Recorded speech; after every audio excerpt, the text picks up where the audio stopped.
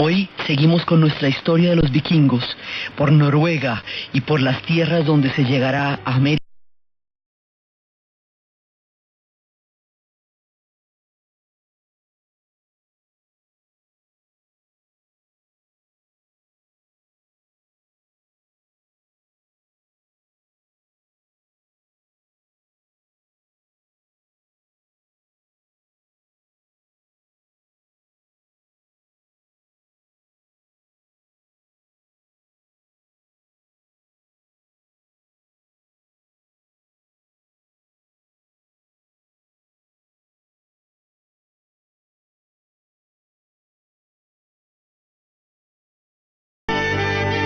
La vez pasada estábamos viendo la historia de los suecos y cómo los suecos, recorriendo el río Dnieper, llegaron hasta Novgorod y fundaron, junto con la nación de los eslavos, un pueblo que se llamaría Rusia, porque así era como se les llamaban.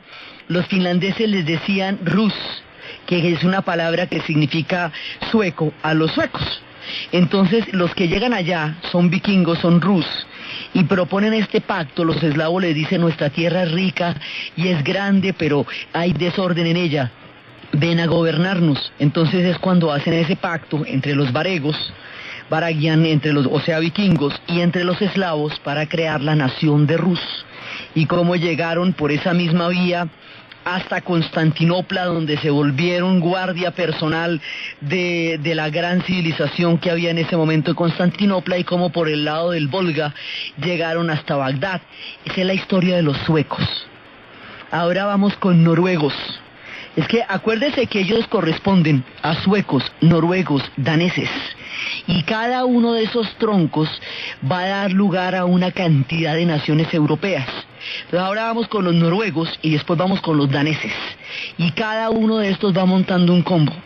Entonces resulta que en Noruega va a haber un proceso de unificación, un proceso de centralización. Como los vikingos son seres libres y gustan de andar por ahí sin mayores ataduras, hay quienes no se van a aguantar el proceso de centralización que se está dando en Noruega. Entonces ellos simplemente huían para otro lado, se apegaban para otro lado, simplemente agarraban para otro lado y se iban, y eso es una de las maneras como ellos van a resolver bastantes de sus diferencias políticas. Simplemente se van, navegan y arman otro cuento en otra parte. Uno de estos tipos, absolutamente libertarios, un hombre de un carácter pugnaz, irascible, tropelero, chicanero y bastante aguerrido, se llamaba, y cuenta la leyenda, Erik el Rojo. Entonces resulta que Erik es de los que no aguanta un proceso de centralización, pues porque a él no le van subiendo como la voz, es como nadie. Entonces el hombre se va. Él había oído que se hablaba de un lugar que era un lugar donde los volcanes, era un lugar de humeante, de un lugar donde había fuego y hielo a la vez. Más arriba, más al norte, fuego y hielo había en ese lugar. Y el tipo se fue allá a averiguar qué era. Antes había habido un personaje que había atravesado por allá, por esas islas, y había la chisme, el rumor de esas islas, y el hombre pues con ese cuento se fue para allá. Y se va para esas islas y llega a Islandia. El hombre pues, Erik el Rojo, siguiendo antiguas leyendas, llega a Islandia, y en Islandia forma una pequeña comunidad también. Islandia es todavía más al norte, allá ni siquiera hay bosques porque allá la madera llega explotando, y en ese sitio logra formar una pequeña comunidad.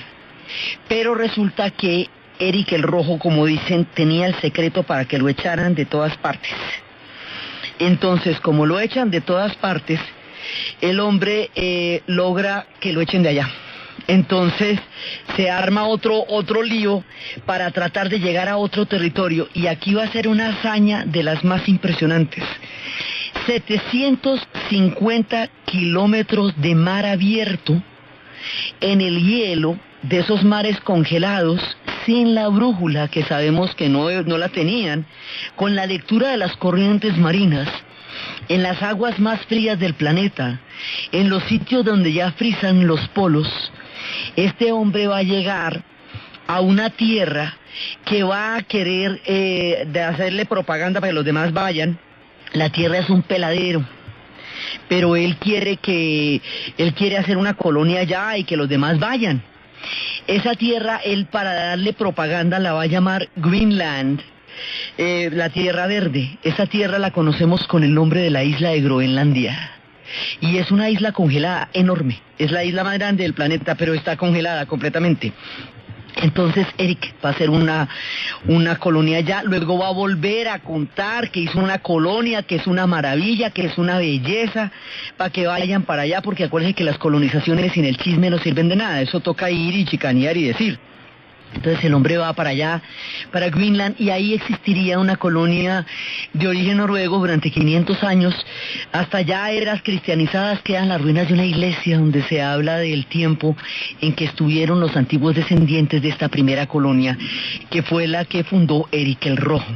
Entonces Eric se va dando la vuelta, saliendo de Noruega, se va para Islandia, y de Islandia se va para Groenlandia, en esos barquitos tan audaces y tan intrépidos como pequeños para las corrientes y los mares que estaban en ese momento.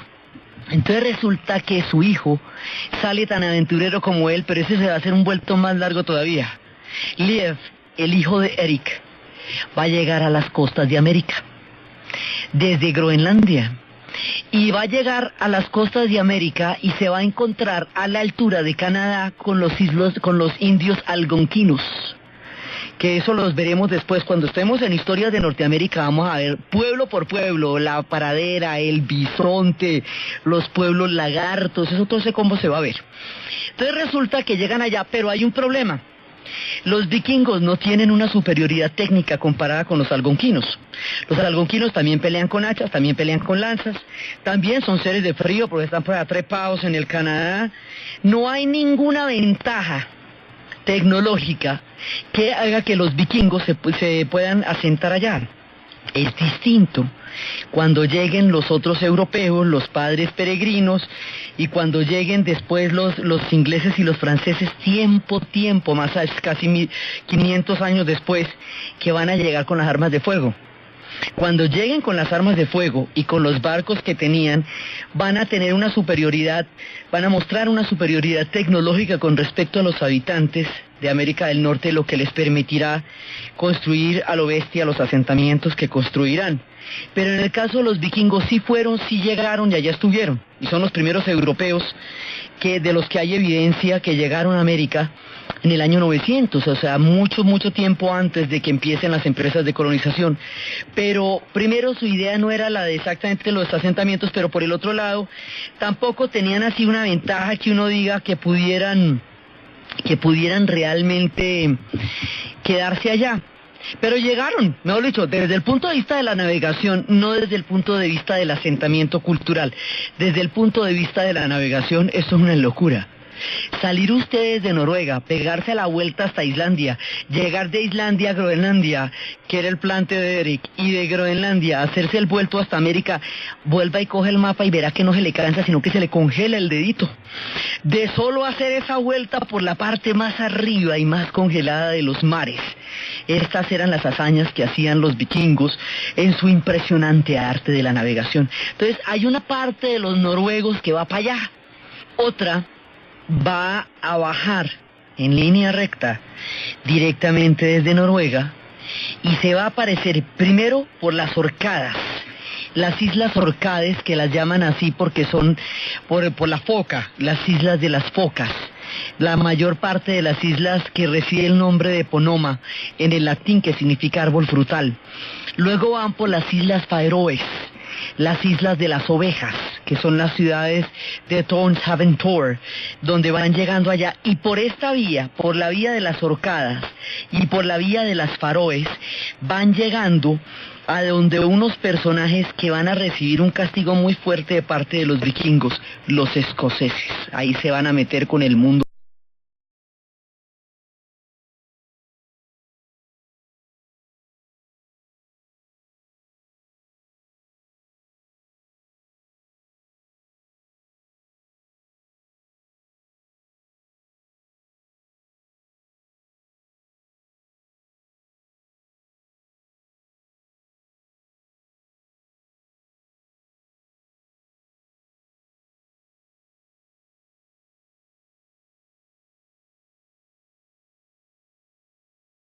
llegar a Escocia, y en Escocia van a ser implacables porque Escocia está llena de lagos.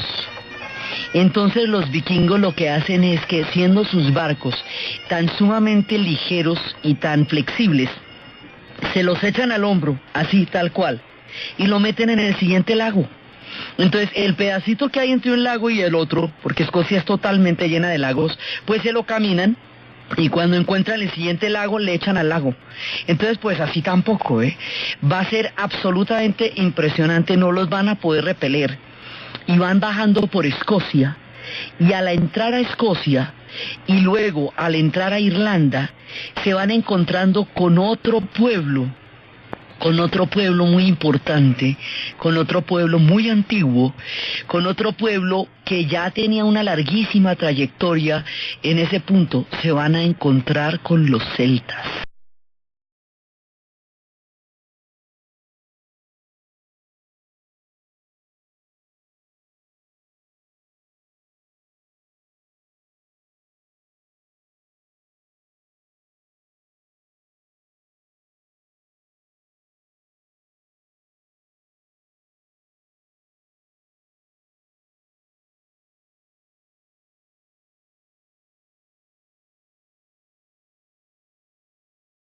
Contemporáneos de los romanos, y fue por ellos que tenemos una cantidad de narraciones.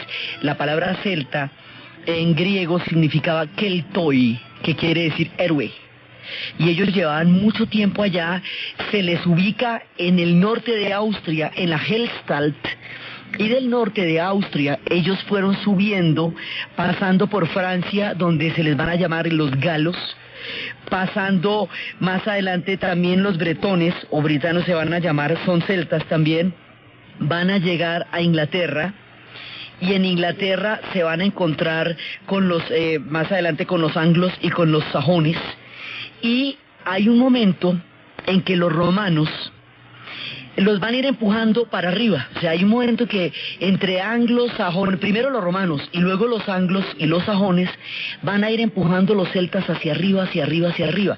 En tiempo de los romanos se construyó una muralla que se llamaba la muralla de Adriano, porque de ahí para adelante ya no tenían interés los romanos en avanzar porque venían los bosques. Los romanos no gustan de los bosques. En romano a los bosques se les decía caledonios. Por eso se habla Caledonia cuando se habla de Escocia. De ahí para adelante empieza Escocia y empieza Irlanda. Y hay unos que fueron empujados hacia el país de Gales, hacia Cornwall. Entonces, los celtas, siendo de toda Europa, donde van a conservar sus características culturales por más tiempo, es en las Islas Británicas, pues es en Escocia, es en Irlanda, porque allá es donde van a quedar confinados mucho tiempo en el aislamiento y donde los van a ir empujando. Ellos allá van a desarrollar un idioma que se llama el gaélico, que junto con las lenguas vikingas van a formar parte del inglés y con el latín.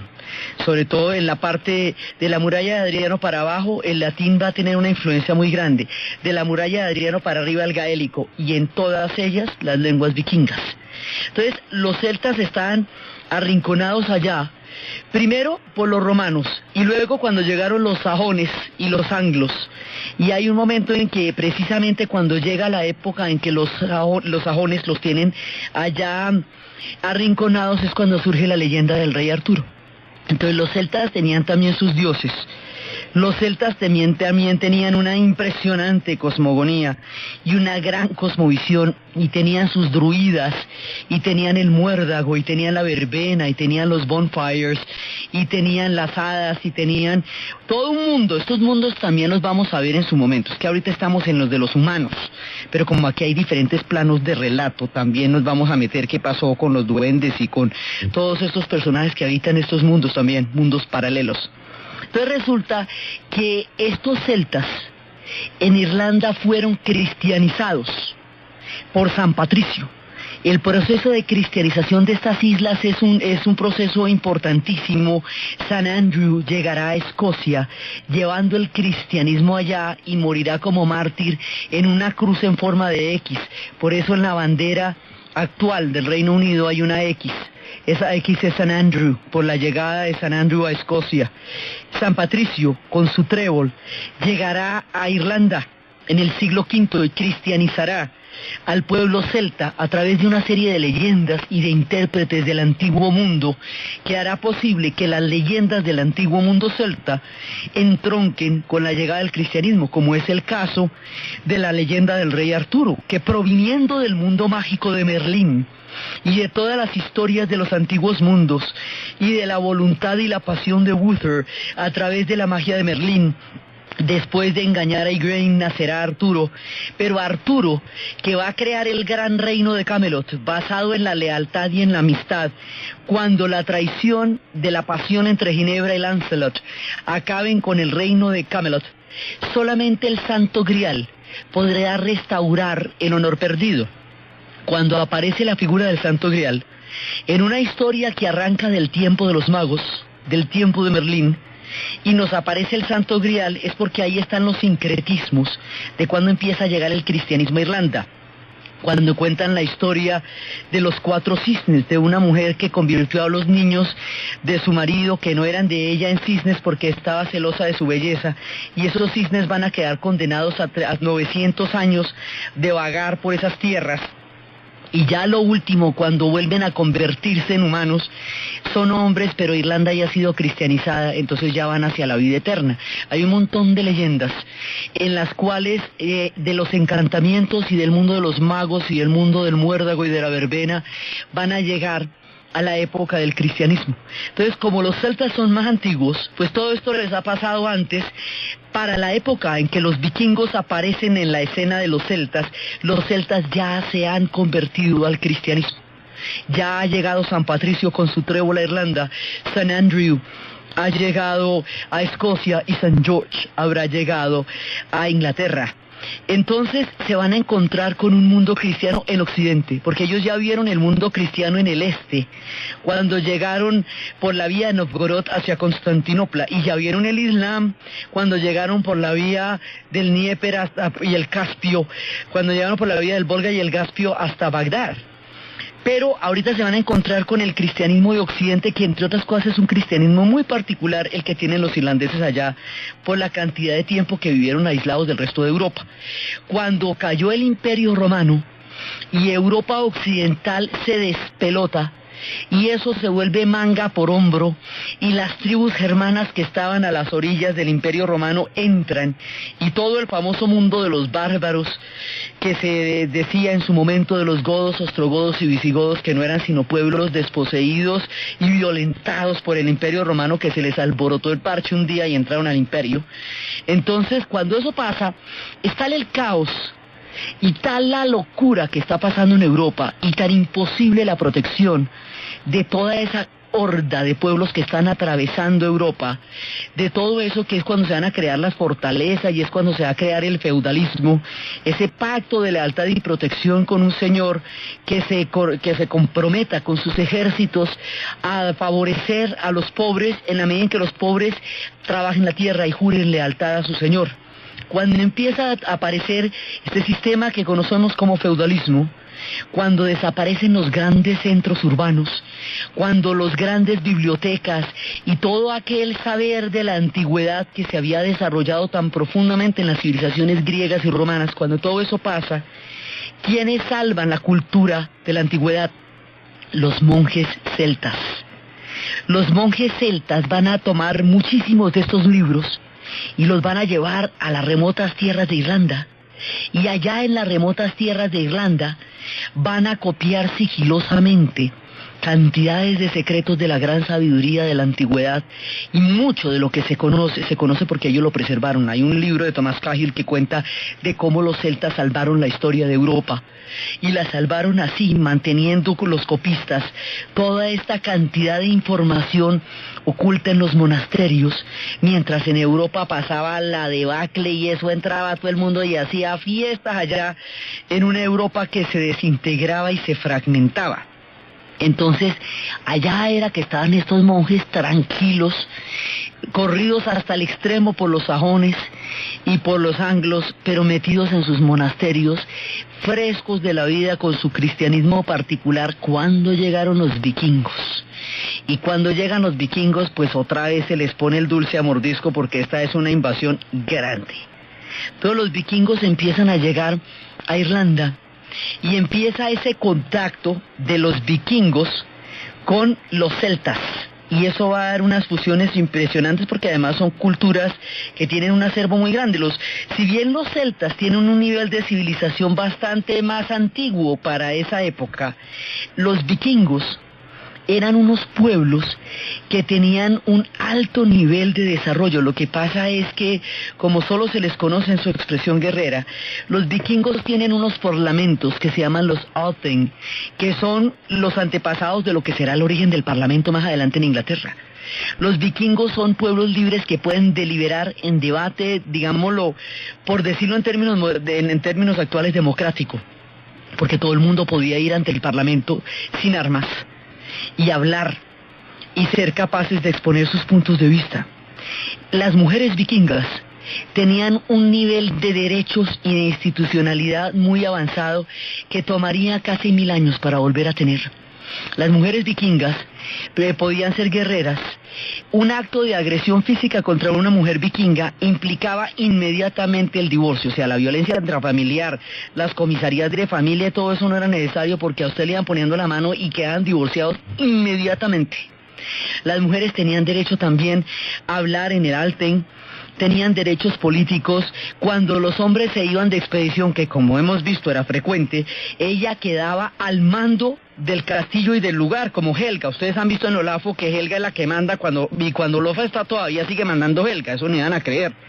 Bueno, pues Helga es una mujer vikinga de aquellas, y eran así, de armas tomar. Estas mujeres van a tener derechos sobre su patrimonio, y van a disponer de sus bienes. Todos estos derechos eventualmente van a ser desaparecidos cuando ya entren en los mundos cristianos, en los mundos judeocristianos. Y para volver a tener esto, mire, va a tocar hacer un lío muy grande en el siglo XX. Estas cosas eran derechos políticos que ya disfrutaban las mujeres en el siglo IX.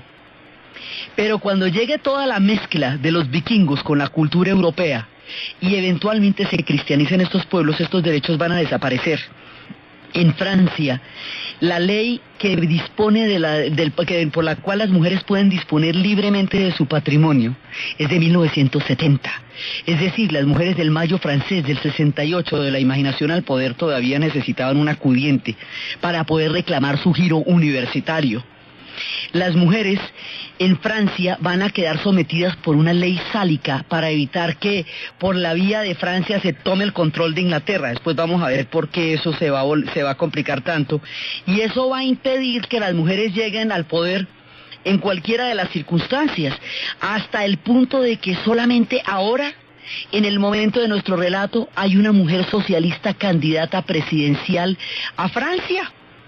Pero ahorita en el siglo XXI, entonces mire cómo, o sea, la vuelta que tocó volver a dar las sufragistas en Inglaterra en el siglo XIX para volver a tener derecho al voto, eso tocó mucho tiempo. En el siglo XX se volvieron a tomar en cuenta las reivindicaciones que ya tenían las mujeres vikingas para la época en que las oleadas de los vikingos llegaron a la Europa y empezaron a atravesar los mares. Entonces, ellos tenían una sociedad altamente organizada y era una sociedad con un margen de libertad muy grande, una sociedad que se basaba en hombres libres, también tenía toda una jerarquía social de hombres libres, de esclavos que habían creado a partir de la historia en la que el amanecer se va quedando en diferentes casas. Y a medida que se va quedando en diferentes casas va teniendo hijos con la mujer del anfitrión, recordando el mito griego, donde había llegado Zeus una noche y se había quedado, le ha parecido tan regia la esposa del anfitrión que había estado con ella creando una noche de 24 horas de donde va a salir Hércules. En una similitud con esta, el amanecer va creando la estructura de las clases sociales entre los vikingos. Ellos tienen el amanecer, que es el que va a crear las clases sociales, el guardián del arco iris, que es el que va a crear, digamos, el que va a tener perfectamente resguardada la morada de los dioses para que nunca vayan a subir allá los gigantes. Y el dios del amanecer crea los esclavos, los hombres libres y los guerreros. y esos son los que van a constituir el orden social de los vikingos, y es a la vez el que custodia el arco iris, porque acuérdese que algún día ellos van a tener una batalla contra los gigantes, que va a ser una batalla terrible. Entonces el hombre tiene que estar, este dios tiene que estar custodiando el arco iris para ponerse pilas que nunca vayan a subir por allá los gigantes. Así que así van llegando los vikingos. También tienen otra figura que es la Aurora, de la que habíamos hablado, que todo el mundo estaba enamorado de ella por su belleza, pero solo se le podía ver en ese punto del amanecer. Y ella estaba enamorada de un eterno amante a quien le pidió para él la inmortalidad, pero no la eterna juventud.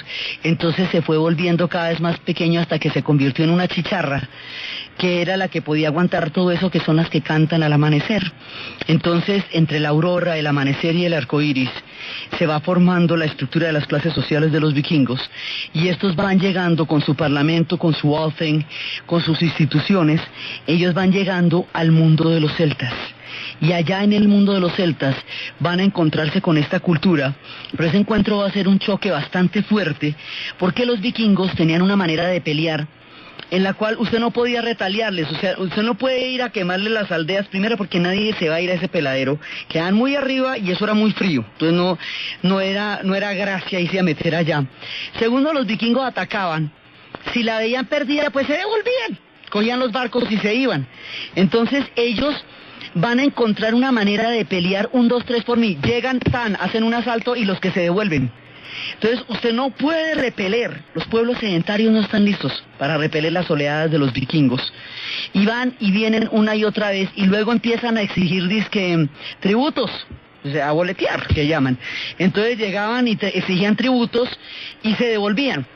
Encontraron la manera de someter sin grandes batallas a toda la Europa, con una buena parte de la Europa continental, empezando por las islas, por las más arribas, por las Feroes, por las Arcadas, por las Shetland, llegando ya hasta propiamente hacia la isla a Escocia propiamente y a Irlanda, y por esta vía los noruegos van entrando en ese lado, y luego aparece otra parte de nuestro relato, que son los daneses.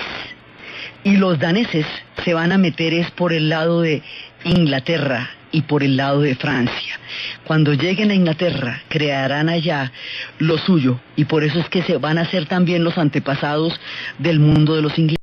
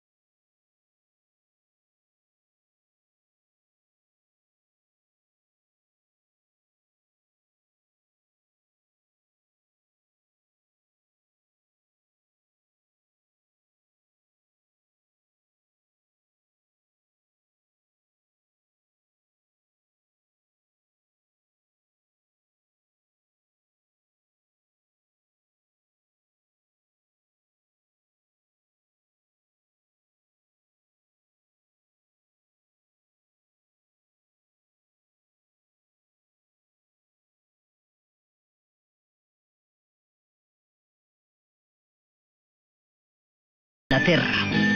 Entonces, los suecos son los que van a llegar a Rusia, los noruegos son los que van a llegar primero a Islandia y a Groenlandia, y luego a Canadá, que van a llamar Vinland, y van a llegar a Escocia y a Irlanda. Y ahora nos aparecen en escena los daneses. Y los daneses, o sea, los de Dinamarca, van a llegar a Inglaterra y van a llegar a Francia. Y es de estos de los que más vamos a saber, pues que la mayor cantidad de las crónicas las vamos a tener de parte de los monjes benedictinos y de los monjes franceses y de los ingleses, que van a narrar con horror la llegada de los vikingos. Esa fama que van a tener de terribles la van a coger es aquí, en este pedacito, porque los relatos que van a hacer de las oleadas vikingas van a ser aterradores, y ahí es cuando se pierde toda esta carreta que teníamos del Althing y del Parlamento y de sus instituciones y de su democracia y de su capacidad para manejarse y todo eso, y nos queda solamente el recuerdo de una oleada de esas, porque una oleada de esas pues era realmente temible, ¿no? Ellos van llegando en esos barcos, y acuérdese que esos barcos pueden con cualquier charco, pueden con el mar abierto, pueden llegar hasta Vinland, pero también pueden con los ríos, pueden con los charquitos, pueden con los lagos de Escocia, amor, donde haya agua, o sea, usted que ponga un lavadero y ahí que le llegan los vikingos. Entonces, donde llueva, lleguen.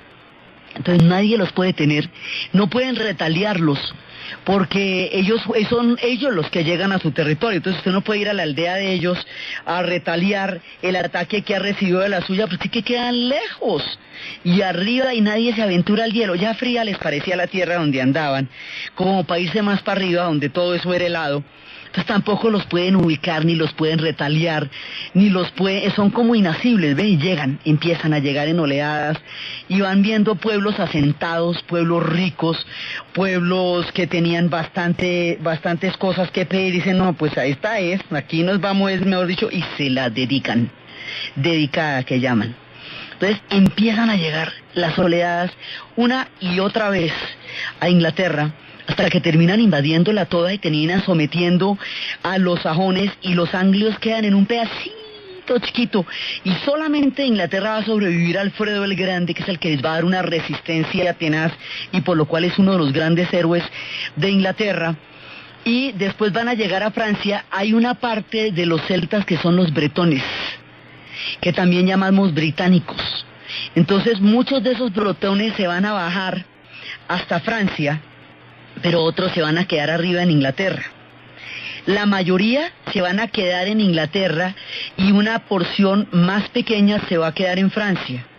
A los que se quedan en Francia los vamos a llamar bretones, y a los que se quedan en Inglaterra los vamos a llamar británicos. Para distinguir los que se quedaron allá de los que se fueron a Francia, a una la vamos a llamar la Pequeña Bretaña, y a la otra la vamos a llamar la Gran Bretaña. Entonces, eso se llama Gran Bretaña por los bretones, que son celtas. Se llama Inglaterra por Anglia, por los anglos. Sí, y cuando se una todo ese parche, mucho tiempo después se llamará el Reino Unido, pero es la misma isla británica. Entonces, estos bretones son celtas también, y también van a sufrir la embestida de los vikingos, igual que todos los demás pueblos. Entonces van a llegar a Inglaterra, y en Inglaterra van a hacer de las suyas, y la van a invadir durante mucho tiempo.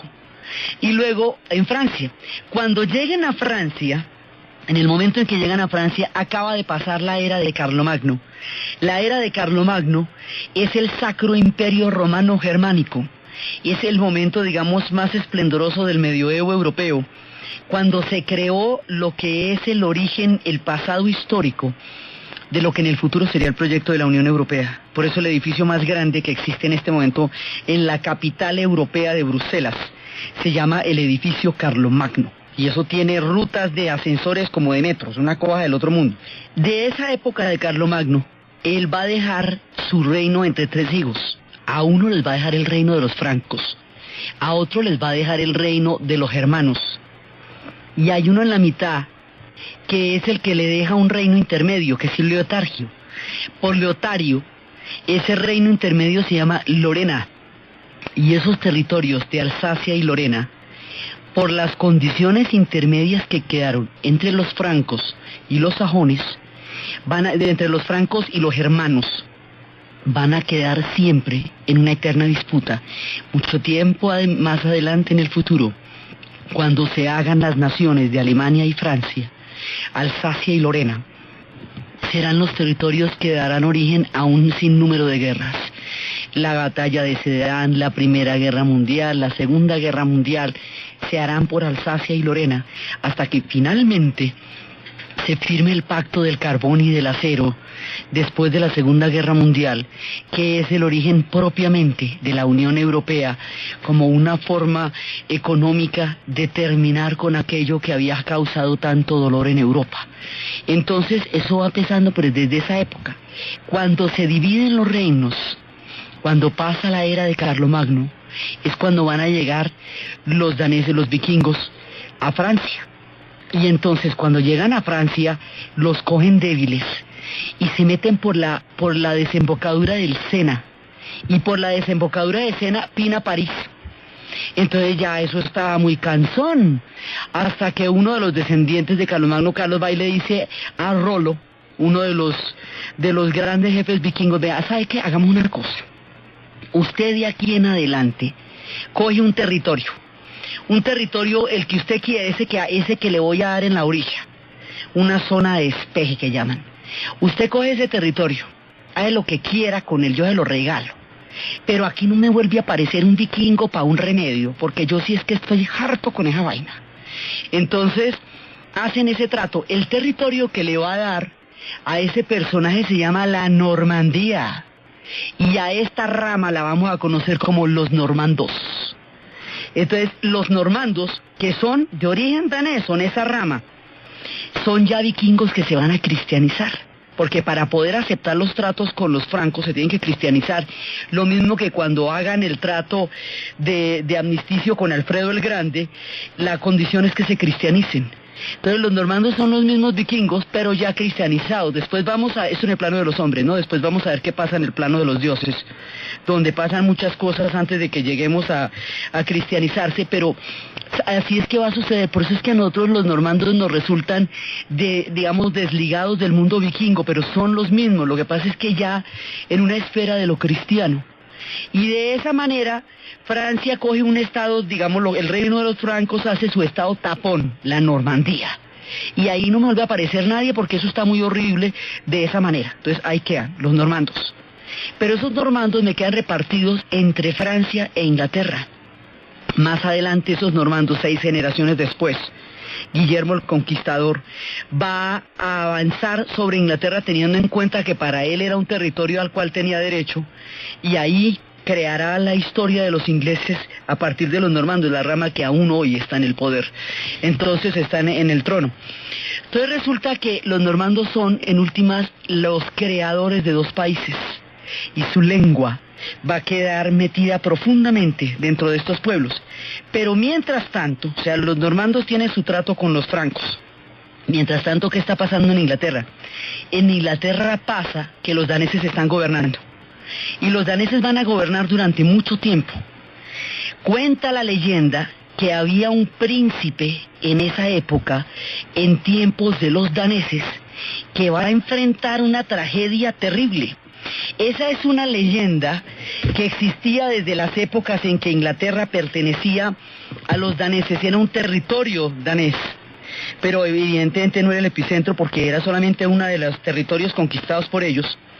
Este príncipe va a ser príncipe de Dinamarca y va a enfrentar una tragedia familiar de grandes proporciones.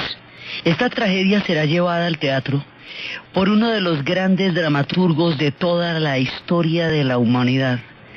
William Shakespeare escribirá en la era isabelina, mucho tiempo después, hacia el siglo XV, cuando ya Inglaterra es una gran nación, una historia que tiene lugar en este reino de Dinamarca. Y en estas épocas, cuando han caído los anglos, del 793 los anglos habían caído cuando el priorato benedictino fue tomado y empezaron a meterse por todas las islas hasta que finalmente Inglaterra quedó en manos de los daneses.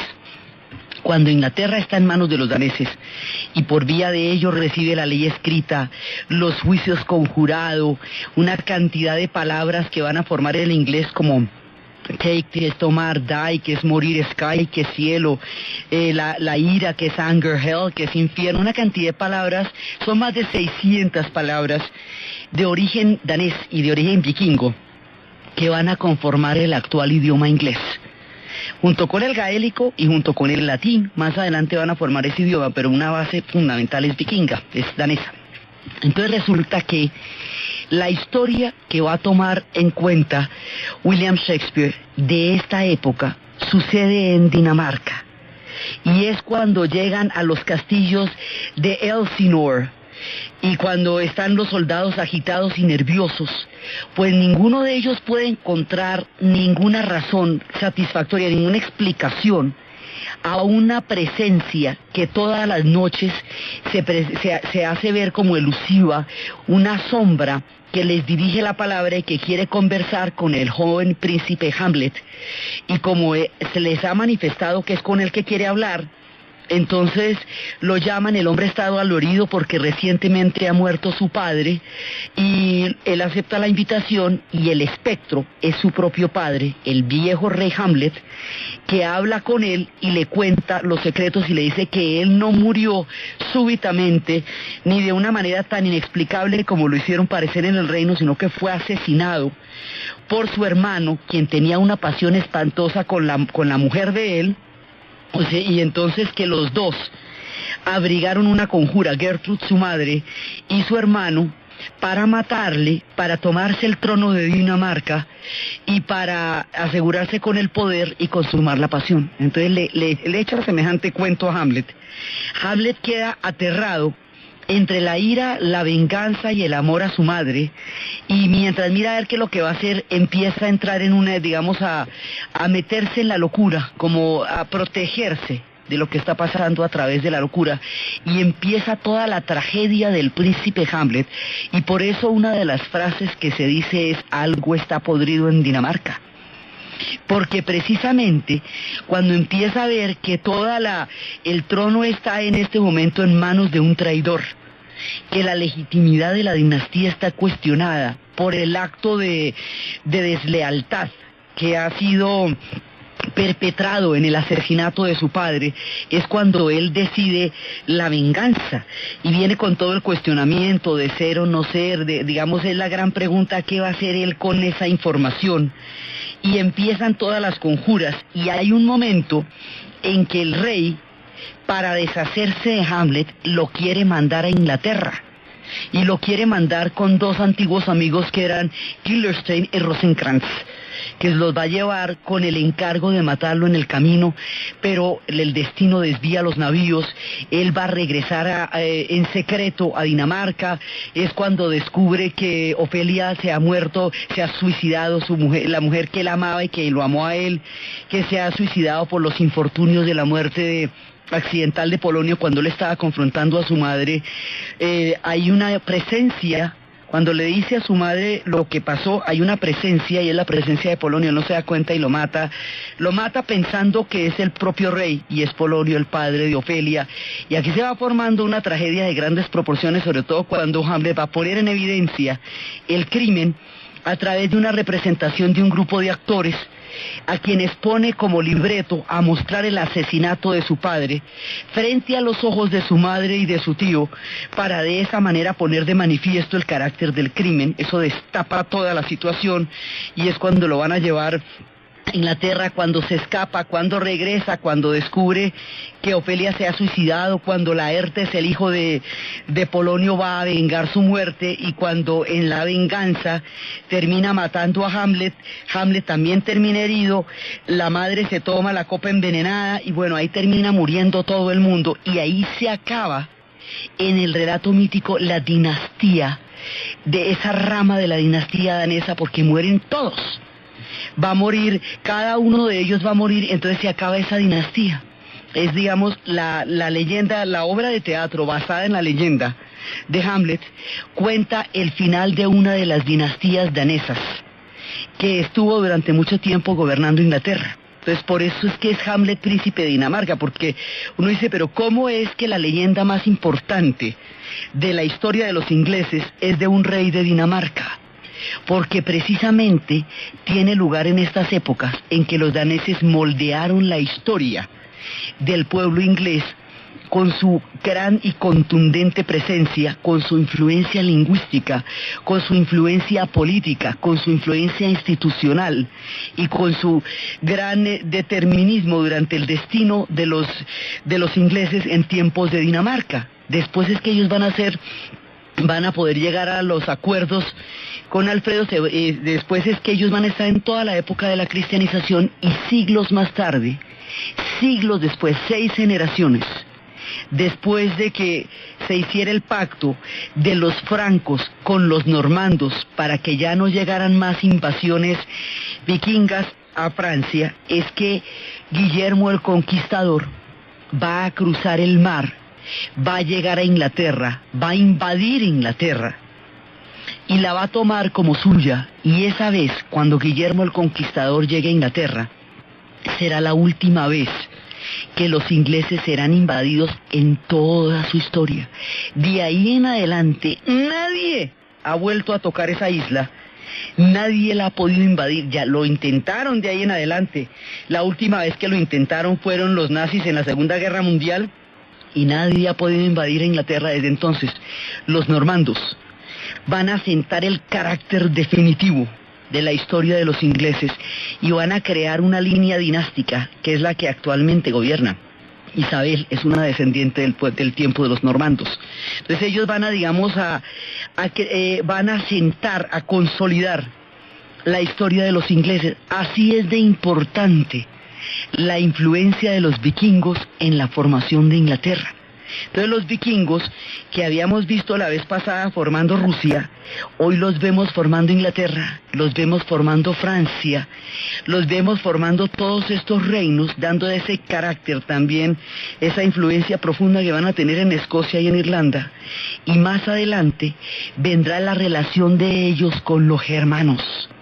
Y la relación de ellos con los germanos, que también son unos troncos que vienen de esa misma estirpe, que tienen su misma mitología, que tienen sus mismos dioses, que también van a la Valhalla, que la manera como ellos van a concebir la guerra, porque para los vikingos era absolutamente vergonzoso morir en una cama. Un vikingo tenía que morir guerreando. Inclusive cuentan de un hombre que fue un guerrero tan bueno que nadie lo mató.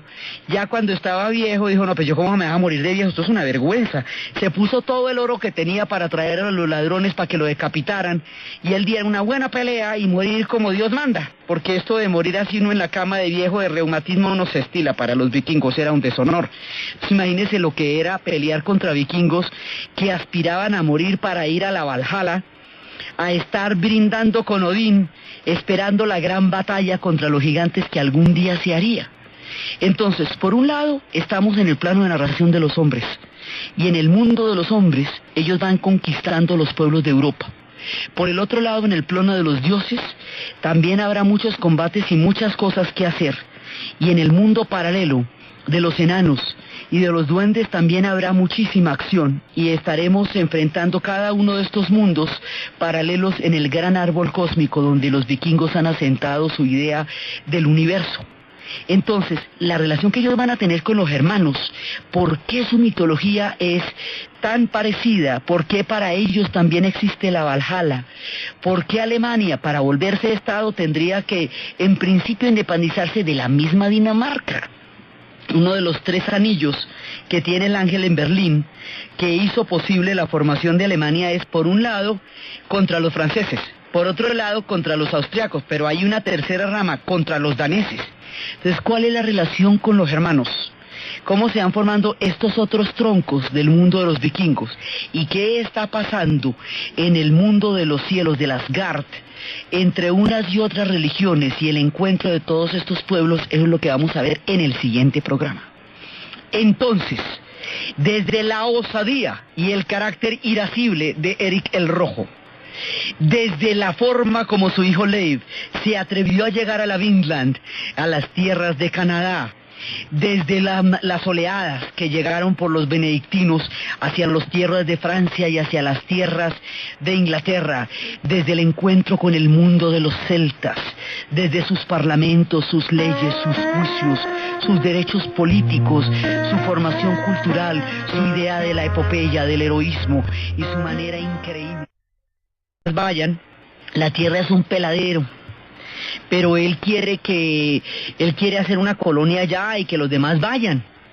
Esa tierra, él, para darle propaganda, la va a llamar Greenland, la tierra verde. Esa tierra la conocemos con el nombre de la isla de Groenlandia, y es una isla congelada enorme. Es la isla más grande del planeta, pero está congelada completamente. Entonces Eric va a hacer una colonia allá, luego va a volver a contar que hizo una colonia, que es una maravilla, que es una belleza, para que vayan para allá, porque acuérdense que las colonizaciones sin el chisme no sirven de nada, eso toca ir y chicanear y decir. Entonces el hombre va para allá, para Greenland, y ahí existiría una colonia de origen noruego durante 500 años. Hasta ya eras cristianizadas quedan las ruinas de una iglesia donde se habla del tiempo en que estuvieron los antiguos descendientes de esta primera colonia, que fue la que fundó Erik el Rojo. Entonces Erik se va dando esa vuelta, saliendo de Noruega, se va para Islandia, y de Islandia se va para Groenlandia, en esos barquitos tan audaces y tan intrépidos como pequeños para las corrientes y los mares que estaban en ese momento. Entonces los suecos. Entonces los que llegan allá son vikingos, son rus, y proponen este pacto. Los eslavos les dicen: nuestra tierra es rica y es grande, pero hay desorden en ella, ven a gobernarnos. Entonces es cuando hacen ese pacto entre los varegos, Varagian, o sea, vikingos, y entre los eslavos, para crear la nación de Rus. Y cómo llegaron por esa misma vía hasta Constantinopla, donde se volvieron guardia personal de la gran civilización que había en ese momento en Constantinopla, y cómo por el lado del Volga llegaron hasta Bagdad. Esa es la historia de los suecos. Ahora vamos con noruegos. Es que acuérdese que ellos corresponden a suecos, noruegos, daneses, y cada uno de esos troncos va a dar lugar a una cantidad de naciones europeas. Entonces ahora vamos con los noruegos y después vamos con los daneses, y cada uno de estos va montando un combo. Entonces resulta que en Noruega va a haber un proceso de unificación, un proceso de centralización. Como los vikingos son seres libres y gustan de andar por ahí sin mayores ataduras, hay quienes no se van a aguantar el proceso de centralización que se está dando en Noruega. Entonces ellos simplemente huían para otro lado, o sea, pegaban para otro lado, simplemente agarraban para otro lado y se iban, y eso es una de las maneras como ellos van a resolver bastantes de sus diferencias políticas. Simplemente se van, navegan y arman otro cuento en otra parte.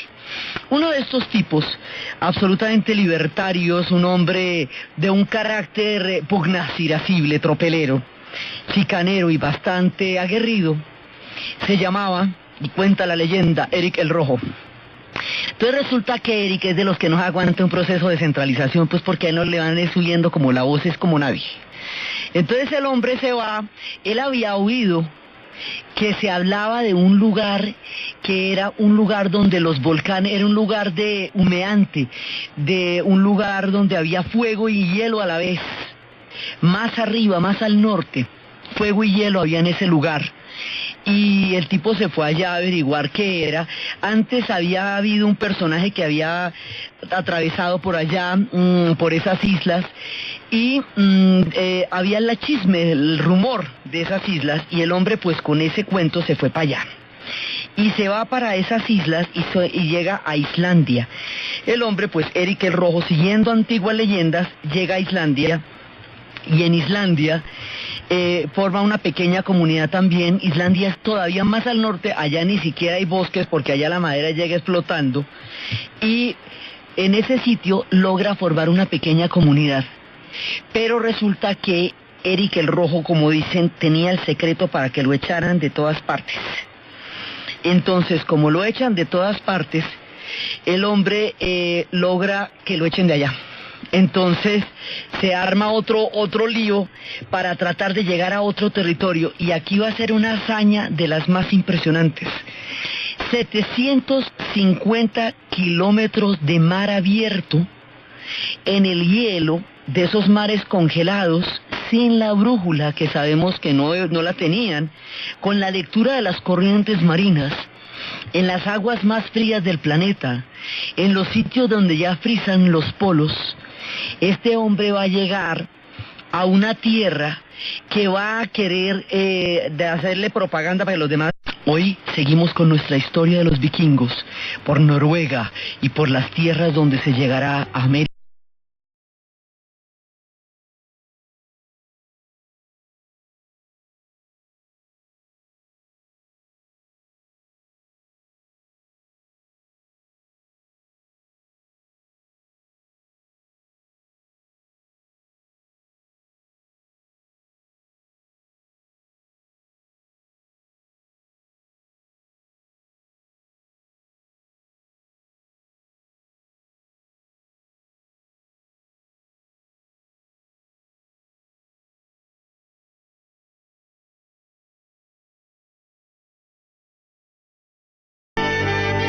La vez pasada estábamos viendo la historia de los suecos y cómo los suecos, recorriendo el río Dnieper, llegaron hasta Novgorod y fundaron, junto con la nación de los eslavos, un pueblo que se llamaría Rusia, porque así era como se les llamaban. Los finlandeses les decían Rus, que es una palabra que significa sueco.